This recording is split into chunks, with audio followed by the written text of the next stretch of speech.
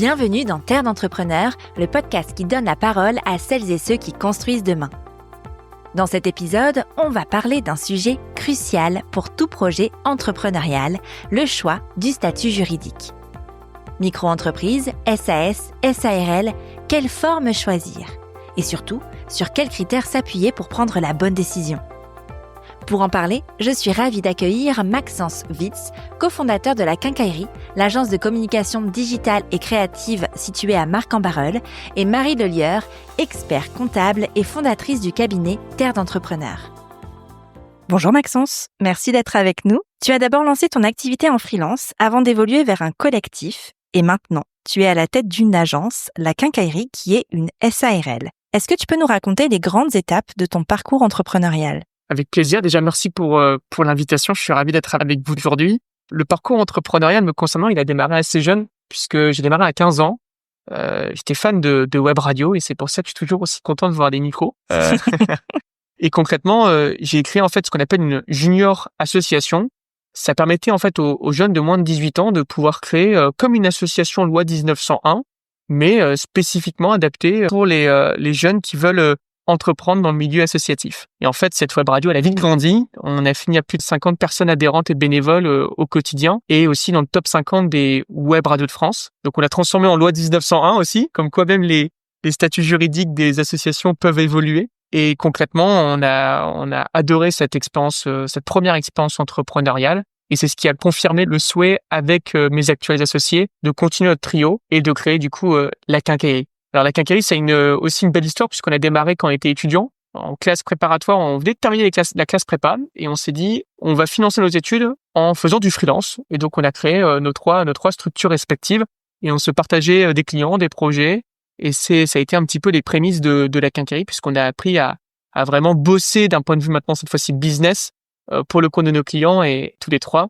Et aujourd'hui, tu as eu raison de le préciser, on est une SARL. On est une trentaine de personnes et on accompagne plus de 400 clients sur 3 métiers. On fait de l'image de marque, on fait de la conception de site web et on fait de la publicité en ligne. Bonjour Marie, tu accompagnes les entrepreneurs sur toutes les phases de la création et du développement. Peux-tu nous dire en quoi consiste ton rôle plus précisément ? Merci Élise. Oui, alors déjà merci Maxence d'être parmi nous, puisque Maxence, j'ai fondé Terre d'entrepreneurs, mais Maxence fait partie de l'histoire puisque c'est lui qui a créé notre site internet, la communication, qui nous a bien aidé aussi sur ce volet-là. Donc un grand merci. Parce que être expert comptable, c'est aussi être entrepreneur. Donc créer une structure, choisir son statut juridique aussi, en fait. Donc important, en fait, je pense, de se tourner vers un expert comptable pour viabiliser le projet, s'assurer que le projet est viable, pour sécuriser le projet, et puis aussi accepter le go ou le no-go, en fait, de pas y aller. Encore hier, non, je te déconseille de reprendre cette structure, c'est pas adapté, trop dangereux ou trop cher, enfin voilà. Donc c'est important aussi, de demander des conseils auprès des experts comptables. Maxence, quand tu t'es lancé au début, est-ce que tu t'es posé la question du statut ? Bien sûr, comme tous les entrepreneurs d'ailleurs. Mais c'est vrai que lorsqu'on a démarré avec cette envie de vouloir financer nos études avec le freelance, c'était un petit peu plus facile et flexible de partir sur un statut, on dit auto, micro-entreprise, je sais jamais trop. Mais concrètement, ça a été d'une facilité sans nom. Je l'ai même fait sans un expert comptable pour le coup, sans Marie, parce qu'on avait 20 ans, on pouvait facilement la créer. Et ensuite, quand on s'est dit, OK, on a des nouveaux enjeux, on veut se structurer, on veut se développer, on veut pouvoir recruter, et pourquoi pas même faire financer ce développement-là, eh bien, en effet, le modèle auto-entrepreneur n'était plus du tout adapté. Et c'est en ce sens qu'on est allé directement, notre premier réflexe, ça a été de venir voir Marie et de lui parler de ce projet-là et de se dire, OK, on a déjà les premiers clients, on veut transformer l'essai. Et on veut en créer une vraie structure. Et c'est là que le rôle de l'expert comptable a été super important dans le conseil. Les premières questions, en fait, c'est pas l'entreprise, c'est OK, qu'est-ce que vous voulez faire vous tous les trois ? Parce que j'ai 2 associés, comme je l'ai expliqué tout à l'heure, et de reparcourir un petit peu les ambitions de chacun et du trio, des associés, de comprendre là où ils en sont personnellement, de comprendre ce qu'ils veulent faire ensemble. Et bien, ça permet de aussi choisir le bon statut juridique. On a très vite été orienté sur une structure en SARL, en société à responsabilité limitée. On en est très content, on l'est toujours pour l'instant d'ailleurs. et ça nous a permis de vite pouvoir monter la structure juridique au travers de la facilité à créer une SARL tout au moins en France. Marie, au lancement, beaucoup d'entrepreneurs partent sur un statut un peu par défaut. Peux-tu nous dire pourquoi c'est important de prendre le temps de le choisir, ce statut ? C'est important de prendre le temps de se poser, de réfléchir, de demander plusieurs avis, parce qu'en fait, une erreur de statut peut coûter très cher. Alors, il y a le coût financier, mais il y a le coût du temps passé et du temps à passer, parce que quand on est entrepreneur, on est passionné par son activité. Par contre, l'administratif, voilà, et donc quand on doit faire des modifications, c'est toujours possible, finalement, de modifier, on s'est trompé de statut, mais ça coûte en temps et en euros. Ouais. Maxence, est-ce que dans le choix du nouveau statut, vous aviez fait un prévisionnel ? Alors, je vais pas être un très bon élève, Marie. On n'a pas fait de prévisionnel parce qu'on s'est financé par nous-mêmes la première année. Dans une activité de service comme la nôtre, le plus important, c'était la matière grise des associés et les ordinateurs qu'on avait déjà au travers de nos études et de nos premiers investissements en tant que freelance. Donc, c'est vrai que je suis pas le bon élève, mais dans notre configuration, un prévisionnel n'était pas nécessaire. Par contre, on en a vite fait pas mal dès lors et même un par an, dès lors qu'il y avait des enjeux de recrutement, des enjeux de financement ou des enjeux d'investissement, des changements de locaux, etc. Je me rappelle, Marie, souviens-toi, l'un de nos premiers prévisionnels en mai 2019, quand je t'ai dit, bon bah voilà, on va prendre nos premiers locaux, ça va nous coûter tant par mois, va y avoir tant de charges, comment on fait, est-ce qu'on peut, etc. Et c'est là, à ce moment-là, que ça a été important de prévoir un peu la suite financièrement et de construire un business plan. Marie, quels sont les grands critères qu'on regarde pour choisir entre micro-entreprise, SARL ou SAS ? Alors, il y en a plusieurs. Le premier, il est très perso par rapport à la personnalité du dirigeant. Donc, ses envies, son caractère aussi, va influencer la forme juridique. Son statut familial, enfant, pas enfant, très important. Et puis aussi la santé, c'est-à-dire est-ce qu'il y a déjà eu des particularités au niveau de sa santé avant de créer. Ces trois aspects-là sont fondamentaux. Alors ça paraît pas, c'est pas instinctif quand on va créer, mais oui, en fait, c'est des questions que l'on va poser. Est-ce que vous avez un projet bébé ? Enfin voilà, je le demande à mes créatrices aussi, mes repreneuses aussi d'entreprise. Autre critère, il y a l'aspect matrimonial. Donc faire attention à la typologie du contrat de mariage. Parce que c'est vrai que, par exemple, j'ai un client qui a dû faire un chèque de 80 000 € à sa femme qui est partie avec un autre homme. C'est des choses qui peuvent être un peu désagréables. Donc on sensibilise, et même si souvent j'ai des dirigeants qui me disent oui, mais on est mariés sous la communauté, voilà. J'insiste un petit peu, même pour mes amis, mes meilleurs amis, j'insiste un petit peu sur ce sujet-là, que ça peut être traité avant la création d'entreprise. Après, il y a la protection du patrimoine.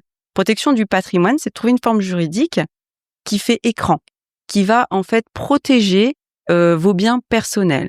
Et c'est extrêmement important. Pour avoir récupéré un entrepreneur il y a 2 ans, il a dû vendre des biens personnels pour payer des dettes. Donc ça m'a particulièrement affectée, même si c'est pas moi qui le suivais auparavant. Donc je pense que c'est quand même extrêmement important de bien se faire conseiller. Ensuite, on a l'aspect social. Alors l'aspect social, c'est notamment les projets bébés qui sont importants.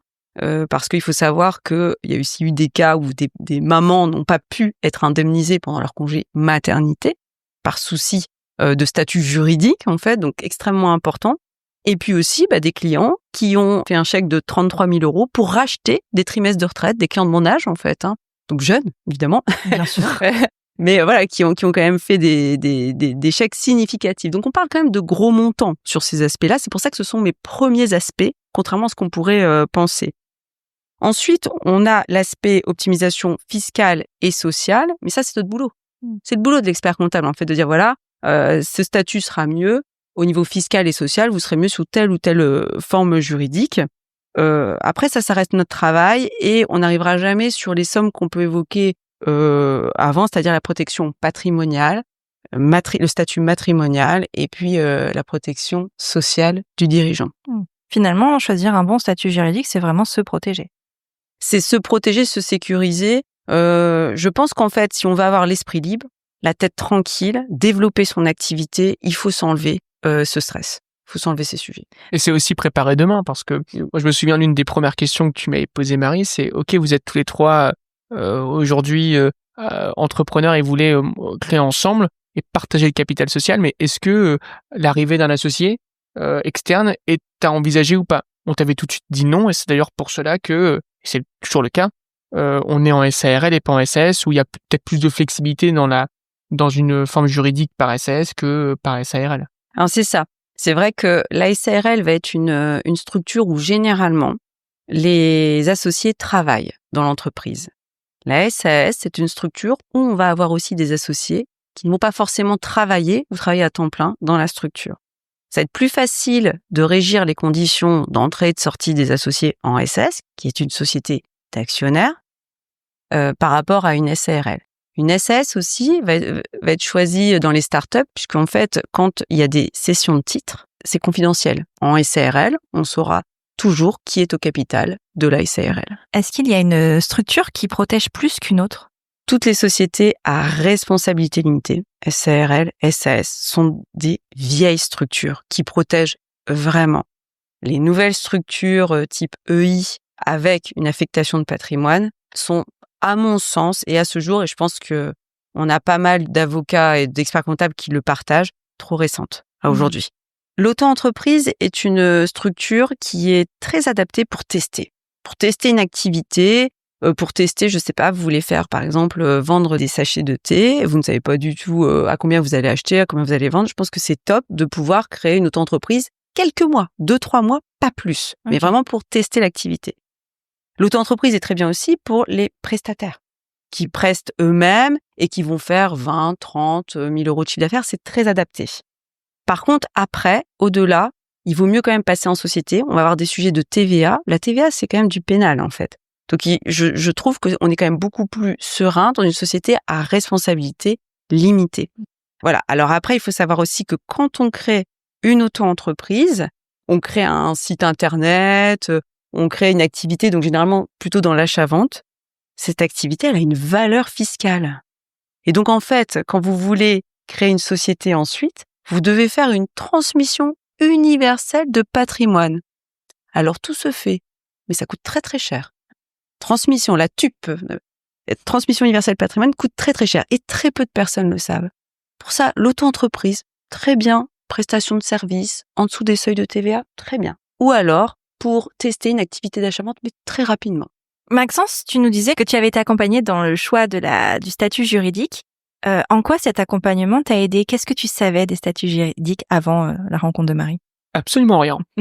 Non, je savais évidemment que la micro-entreprise était un régime adapté pour le freelance de prestation de services tel que vient de l'évoquer Marie.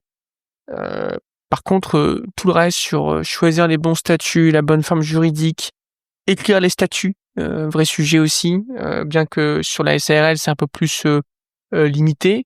Toutes ces questions-là, avec aussi Marie qui nous a recommandé d'aller voir un avocat pour construire un pacte d'associés et aussi de pouvoir aussi se protéger, prévoir de la prévoyance, d'être orienté. C'était super important pour nous puisqu'en fait, souvent les entrepreneurs, ils connaissent leur métier, mais la partie administrative et juridique, il n'y a pas d'école d'entrepreneuriat en France. Et le meilleur professeur, à mes yeux, ça reste Marie. Et évidemment, tous les autres experts comptables, mais tu vois, c'est venu spontanément, tu vois, Marie.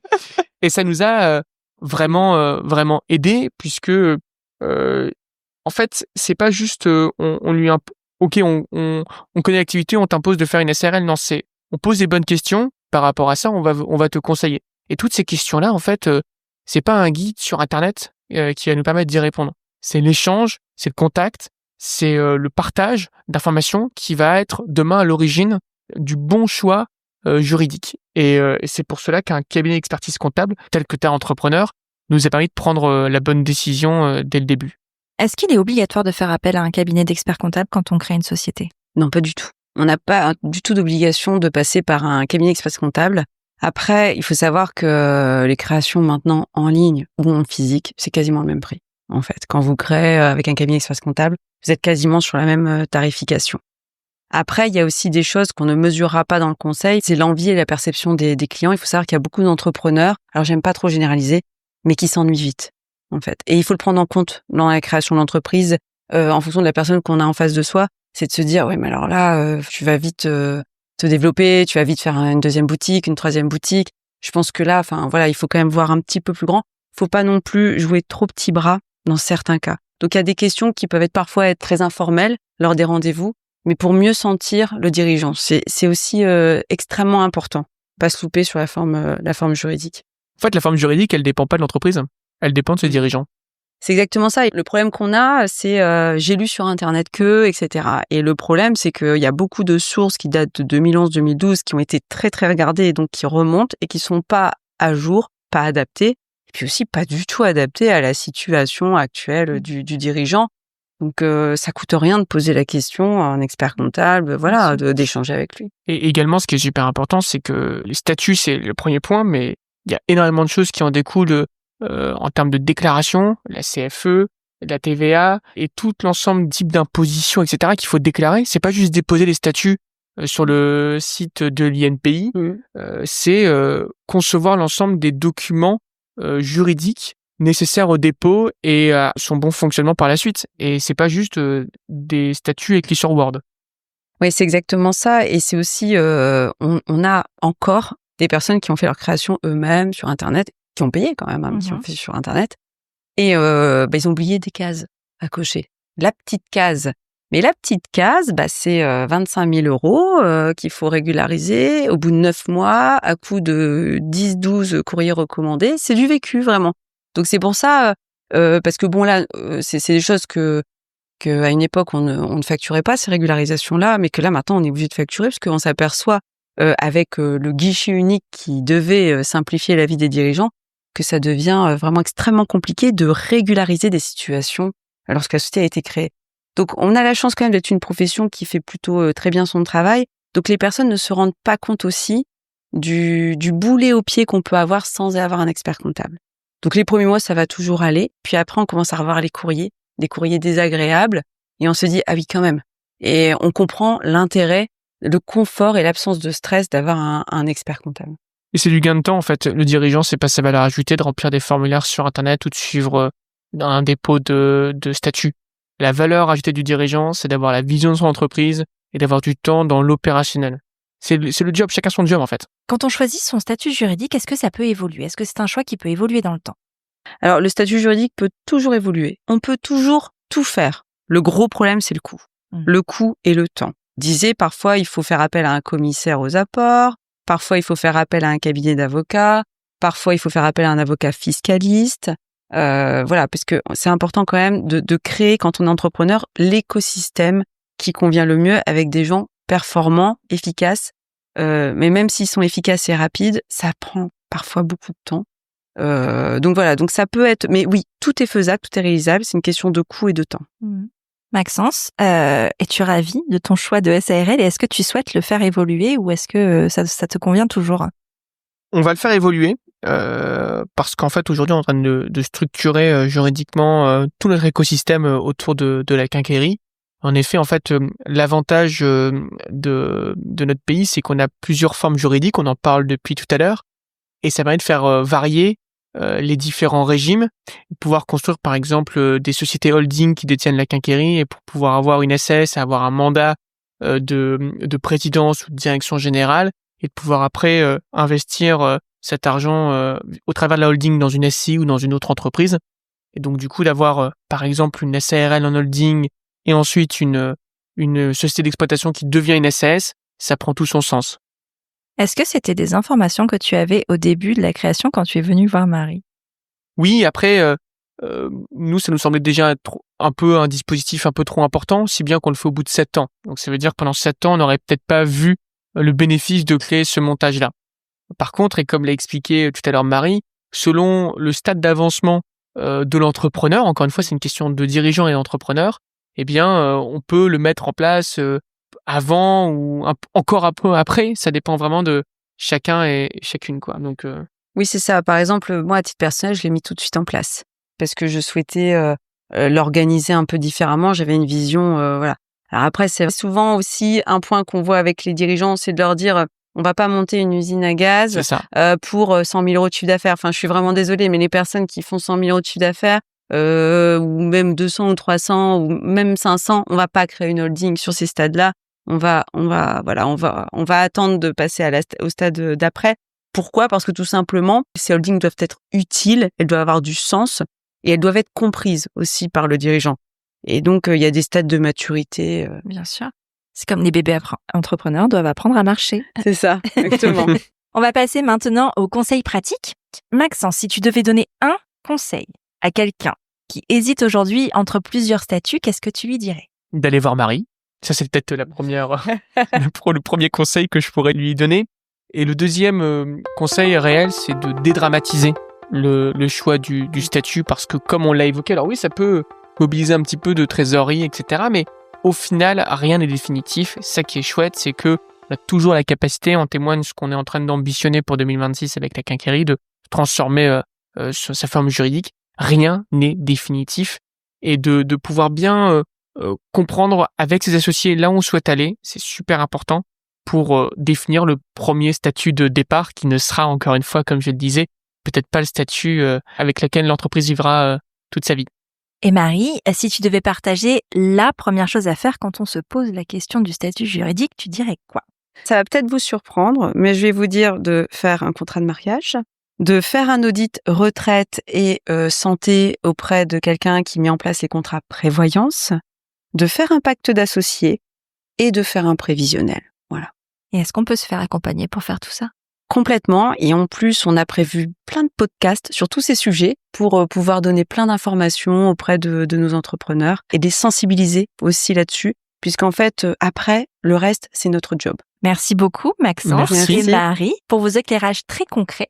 On se retrouve le mois prochain pour un nouvel épisode de Terre d'entrepreneurs, le podcast produit avec le cabinet Terre d'entrepreneurs, qui accompagne chaque jour les entrepreneurs des Hauts-de-France dans le développement de leur activité.